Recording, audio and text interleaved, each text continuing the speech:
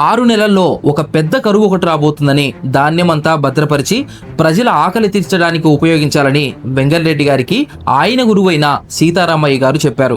ఆ విధంగానే 1866లో ఒక పెద్ద కరువు ఒకటి సంభవించింది. ప్రజలు దాన్ని డొక్కల కరువుగా పిలిచేవారు. మహబూబ్ నగర్, కర్నూలు, కడప, అనంతపూర్ ఈ జిల్లాలో భయంకరమైన కరువుతో ఉన్నది. ఆ కరువు పేరే డొక్కల కరువుని. డొక్కల కరువు అంటే ఉదాహరణకు నేను అన్నం తిన్నాను, కడుపు నుండి అన్నం తిన్నానని తెలిస్తే నా పక్కండే వాళ్ళని చంపి నా కడుపులో అన్నం తినేవారట. దానికి అందుకోసం డొక్కల కరువు అని పేరు పెట్టాను. ఈ కరువు వలన రాయలసీమలో వేసిన పంటలు వేసినట్టుగానే ఎండిపోయాయి. తినడానికి తిండి లేక ప్రజలు డొక్కలెండి అస్థిపంజరాలుగా మారారు. దీంతో కలరా, మసూచి, మలేరియా, బోవెల్ డిసీజెస్ వంటి ఎన్నో వ్యాధులు విజృంభించి వేలాది మంది ప్రజలు చనిపోయారు.